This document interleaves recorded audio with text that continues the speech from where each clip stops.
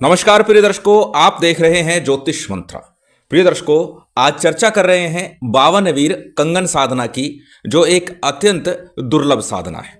इस साधना में जब सिद्धि प्राप्त होती है तो एक कंगन को सिद्ध किया जाता है, और सिद्धि प्राप्त होने के बाद 52 वीर का जो मंत्र आज बताएंगे, उस मंत्र के माध्यम से जब उस कंगन को कान पर लगा करके 7 बार उस मंत्र को दोहराएंगे तो कान में आपके प्रश्नों के उत्तर मिलेंगे। जो आगंतुक है, जो आपसे प्रश्न पूछने आया है, अपने बारे में जानने आया है, उसके बारे में समस्त जानकारी ये कंगन वीर साधना के माध्यम से प्राप्त की जा सकती है। पूर्व में भी इस साधना के लिए कई बार आग्रह आ चुका है, और आज एक व्यक्ति जो मेरे पूर्व में यजमान हैं, उन्होंने कहीं वीडियो देख करके कंगन मंगाया है, और अब वो कह रहे हैं ये कंगन किसी भी प्रकार से कार्य नहीं कर रहा, और उसके लिए कीमत भी बहुत अधिक अदा कर दी है।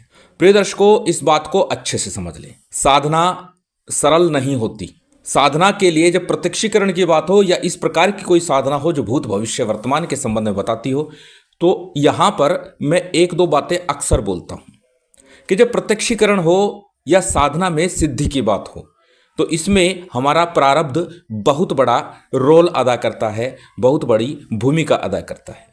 दूसरी बात, हमारे गुरु का सानिध्य, गुरु का आशीर्वाद और उनका तपबल हमें प्राप्त होता है तो साधना शीघ्र फलीभूत होती है। तीसरी बात, हमारी साधना हम कितने मनोयोग से करते हैं, यह भी निर्भर करता है साधना में सिद्धि के लिए। अब यदि आप केवल वीडियो देख करके किसी सामग्री को मंगा लेते हैं कि चलो मैं भी ऐसे कर लेता हूं, तो शायद आपको असफलता या निराशा हो सकती है।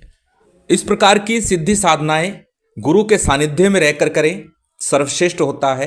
गुरु की आज्ञा से की जा सकती है, या फिर सही मार्गदर्शन मिले तो ही की जा सकती है। मैं अपनी तरफ से पूर्ण सही जानकारी देने का प्रयास कर रहा हूं जिससे कि साधना सफल हो, परंतु फिर भी कहूंगा कि गुरु के सानिध्य में या किसी जानकार व्यक्ति के सानिध्य में यह साधना करें।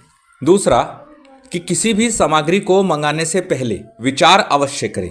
साथ ही साथ वहीं से सामग्री ले जहां पर आपका पूर्ण विश्वास हो। जहां तक बात है यंत्र और माला की, उसके लिए अत्यंत सरल विधान दिया है किस प्रकार से सिद्ध किया जाना है। बहुत से लोग हमें भी मैसेज कर रहे हैं कि माला चाहिए, यंत्र चाहिए, तो मैं उनसे विनम्र निवेदन करूंगा कि मंत्र दिए हैं उन लोगों को अवेलेबल कराने का प्रयास करता हूं जो प्रत्यक्ष रूप से मुझसे मिलते हैं।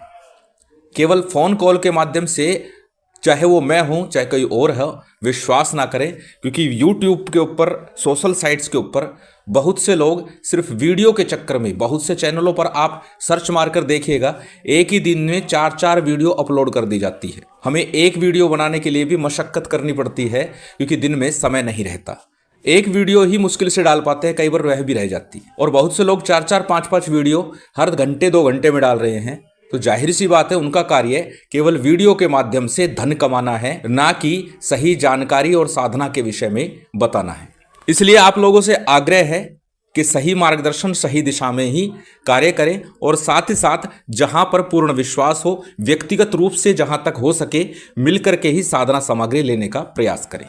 प्राण प्रतिष्ठा की बात जहां तक है, मंत्र दिया गया है, किसी अन्य के पास आग्रह करने की, जाने की आवश्यकता नहीं है, धन लगाने की आवश्यकता नहीं। मार्केट में सभी प्रकार की माला और यंत्र मौजूद हैं, आप लाइए, शुद्ध कीजिए और फिर उन्हें सिद्ध कीजिए मंत्रों के माध्यम से। अत्यंत सरल विधान है, और 100% गारंटी देता हूं कि उन्हीं मंत्रों के माध्यम से आपकी माला चैतन्य होगी, यंत्र चैतन्य होंगे, सिद्ध होंगे और कार्य करेंगे। तो चलिए जानते हैं आज के विधान को किस प्रकार से संपन्न करना है। प्रिय दर्शकों, इस साधना के लिए एक मुख्य सामग्री जिसकी आवश्यकता है वह है एक कंगन। आप अपने नाप का सप्त धातु, पंच धातु, अष्ट धातु या फिर तांबे या पीतल का एक कड़ा बनवा लीजिए, और उसके ऊपर 52 वीर के नाम सुनार से अंकित करा लीजिए। जब आप कड़ा बनवा ले, उस दिन रात्रि काल में सिद्ध योग मुहूर्त के अंदर ही आपको यह साधना आरंभ करनी है। अब सिद्ध योग के विषय में भी एक वीडियो डाल चुका हूं, जो अत्यंत सरल माध्यम से एक टेबल के माध्यम से समझाया गया है, और उस माध्यम से भी यदि आप देखते हैं तो आपकी साधना सिद्ध होने के चांसेस बहुत अधिक बढ़ जाते हैं। शनिवार, रविवार, मंगलवार, इन 3 दिनों में से कभी भी इस साधना को आप आरंभ कर सकते हैं। अब सर्वप्रथम उस कड़े को पहले कच्चे दूध, गंगा जल इत्यादि से शुद्ध कर लीजिए। सिद्ध नहीं होगा, शुद्ध कर लीजिए, क्योंकि जब आप सुनार के लेकर के जाएंगे, उस कड़े को बनवाएंगे, सभी प्रकार के पवित्र अपवित्र हाथ लगेंगे, स्पर्श होगा, तो उसको कच्चे दूध और गंगा जल से उसे धो लीजिए, उसे शुद्ध कर लीजिए। और शुद्ध करने के बाद किसी थाली प्लेट में अक्षत पुष्प के ऊपर उसे स्थापित कर दीजिए। अब जिस दिन सिद्धि योग हो, अपने इष्ट के, अपने गुरु के सानिध्य में या फिर अपने गुरु और इष्ट का ध्यान करते हुए, मनन करते हुए, चिंतन करते हुए अपने इष्ट के मंदिर में कुछ भोग सामग्री अर्पित कर दीजिए। और फिर रात्रि काल में उत्तर मुख होकर के घर में अथवा मंदिर में किसी चौकी पट्टे के ऊपर उसे किसी थाली प्लेट में कंगन को रख दीजिए। सबसे पहले शुद्धि आचमन कीजिए, संकल्प कीजिए। शुद्धि आचमन और संकल्प के विषय में एक पूर्ण वीडियो दिया जा चुका है, उसे अच्छे से देखिए, समझिए शुद्धि आचमन क्या है, संकल्प क्या है, किस तरह से लिया जाता है। सरल हिंदी भाषा में आप संकल्प ले सकती हैं। संकल्प करने के पश्चात सबसे पहले दीप प्रज्वलित करना है। तेल का दीपक आपको लगाना है, तिल तेल हो, सरसों तेल हो, कोई भी चलेगा। तेल का दीपक जब आप प्रज्वलित करेंगे, उसके बाद गणपति, गुरु, कुलदेव, पितृदेव, स्थान देव, इन पंचदेवों का पूजन प्रत्येक साधना सिद्धि के दौरान मैं बताता हूं, ताकि हमें साधना में सफलता शीघ्र मिले और साथ ही साथ सभी प्रकार की विघ्न बाधाओं से मुक्ति मिले। इन पंचदेवों के पूजन के साथ हमें अपने इष्ट का पूजन करना है, भगवान शिव का पूजन करना है और साथ ही भैरव जी का पूजन भी संपन्न करना है। सामान्य पंचोपचार रीति से पूजन संपन्न कर लीजिए। सामग्री आपकी स्क्रीन पर दिखाई जा चुकी है, जो पूजन सामग्री है, क्योंकि वीडियो बहुत अधिक बड़ा हो जाएगा अगर एक एक सामग्री को मैं बताने लगूंगा। सामान्य पूजन सामग्री जो सामान्य पूजा पाठ में प्रयोग की जाए, अक्षत पुष्प, धूप, दीप, नैवेद्य, जो भी संभव हो सके। सामान्य पूजन के उपरांत में सबसे पहले एक माला आपको गणेश मंत्र की करनी है और एक ही माला गुरु मंत्र की करनी है। गणेश मंत्र ओम गंग गणपते नमः, सामान्य सा सरल सा ये मंत्र है, इसकी एक माला कीजिए। गुरु मंत्र के रूप में अपने गुरु द्वारा दिया गया मंत्र, क्योंकि जैसे बताया गुरु के सानिध्य में करें तो सर्वश्रेष्ठ होगा, अथवा भगवान शिव के पंचाक्षरी मंत्र का प्रयोग कर सकते हैं, या फिर हमारे गुरुदेव द्वारा दिया गया मंत्र ओम परम तत्वाय नारायणाय गुरुभ्यो नमः, इस मंत्र का जप कर सकते हैं गुरु मंत्र के रूप में एक माला का।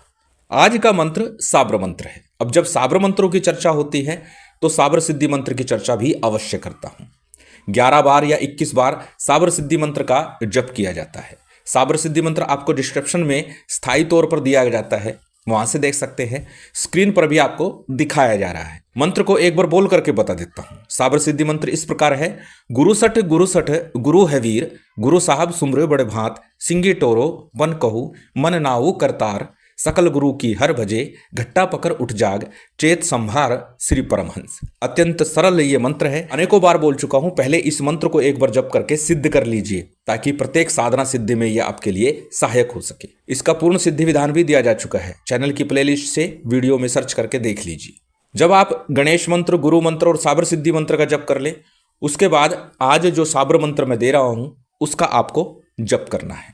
अब कितना जप करना है? मात्र एक माला का जप करना है। एक माला जप से ही आपका कंगन सिद्ध होता है। मंत्र आपकी स्क्रीन पर है, स्क्रीनशॉट ले सकते हैं, कॉपी नोटबुक में नोट कर सकते हैं। मंत्र को एक बार बोल करके बता देता हूं। मंत्र इस प्रकार है। ओम नमो कड़ा कंगन विराज बैठे, नरसिंह वीर चले, कड़ा सिद्ध किए, मायावी वीर चले, वीर मसान चले, माहिती वीर चले, मोहने वीर चले, सामरी वीर चले, गगन वीर चले, अघोरी वीर कंगन विराजे, बावन वीर सर्व सुरक्षा दीजो मोहे, कंगन में बावन वीर होवे, आदेश गुरु गोरखनाथ को, कामरू कामाख्या की आन, पार्वती महादेव की आन, शमशान काली की आन, चलो मंत्र ईश्वरो वाचा। और हर बार एक बात और बोलता हूं कि मंत्र को पहले अच्छे से याद करें, कंठस्थ करें। जब अच्छे से मंत्र याद हो जाए उसके बाद ही साधना करनी चाहिए, अन्यथा ना तो मंत्र में ध्यान लगता है और ना मंत्र फलीभूत होता है। जब मंत्र अच्छे से याद हो जाएगा उसके बाद ध्यान भी आपका मंत्र में रहेगा, अन्यथा मंत्र को पढ़ने में ही ध्यान लगा रहेगा। इसीलिए बोलता हूं कि मंत्र को पहले याद करें। अब इस मंत्र की मात्र एक माला आपको जप करनी है। एक माला जप करने के बाद कपूर इत्यादि से या अन्य दीपक प्रज्वलित करके आरती कीजिए। आरती के बाद भोग नैवेद्य अर्पित कीजिए। भोग के लिए लौंग, बताशा, इलायची इसका प्रयोग आप कर सकते हैं। अक्सर एक बात और बोलता हूं कि प्रथम दिन और साधना के पूर्णता पर अंतिम दिन, उस दिन दूध से बना कुछ नैवेद्य हो, अन्यथा लौंग, इलायची, बताशे का भोग इस साधना में भी आप दे सकते हैं। भोग आरती के बाद में क्षमा प्रार्थना कीजिए, समर्पण कीजिए। इसके विषय में भी जानकारी दे चुका हूं, ये क्यों किया जाता है। समर्पण के बाद में आसन को प्रणाम करना है। आसन को प्रणाम करके साधना से उठ जाइए। कंगन को वहीं रहने दीजिए एज इट इज जितने दिन साधना चलेगी, और इस साधना में दीपक अखंड चलेगा। और साथ ही साथ इस बात का ध्यान रखना है कि साधना काल में पूर्णतः ब्रह्मचार्य का पालन होगा। और जिस प्रकार के नियम मैंने एक वीडियो में बताए हुए हैं कि साधना काल में क्या करना है, अपना भोजन स्वयं बनाना, वस्त्र इत्यादि को स्वयं धोना, भूमि पर शयन करना, ये सारी चीजें, सारे नियम इस साधना में आपको करने हैं। इस बात का भी ध्यान रखिएगा। साधना सरल नहीं है, जटिल है। और साथ ही साथ रक्षा मंत्र का विधान इस साधना में आपको अवश्य करना है। रक्षा मंत्र के विधान के साथ ही ये साधना चलेगी। लिखित में भी सारी चीजें दी जाती है, बार बार ये बात बताता हूं, इसलिए वीडियो को सुनने के साथ साथ कृपा कर देखा भी कीजिए। बार बार कहने के बाद, आग्रह करने के बाद भी आपके प्रश्न घूम फिर करके आ जाते हैं, जबकि उस प्रश्न का निराकरण वीडियो में पहले से ही हो चुका है, फिर भी प्रश्न आ जाते हैं। कई बार वीडियो में ऐसा भी होता है कि प्रयोग मैंने 3 बताए हैं, 2 बोल करके और 1 लिखित में साथ आ गया है, वहां पर प्रश्न बन जाता है इसका क्या करें, ऐसे हो गया, तो लिखित में दे दिया है उसका निराकरण। इसलिए कृपा करके वीडियो को पूरा देखा करें। जब आपकी ये साधना 21 दिन की कंप्लीट हो जाएगी, पूरी हो जाएगी, उसके बाद में 1 माला का ही आपको इस मंत्र का हवन करना है। हवन के उपरांत में सामान्य आरती कीजिएगा, भोग लगाइएगा और फिर साधना से उठ जाइएगा। कंगन को वहां से उठाना नहीं है 21 दिन तक, और उसके बाद आपका ये कंगन सिद्ध हो जाता है। और साधना के बाद भी प्रातःकाल, संध्याकाल, नित्य प्रति कम या अधिक संख्या में मंत्र का जप करते रहना चाहिए, जिससे कि मंत्र की शक्ति यथावत बनी रहे।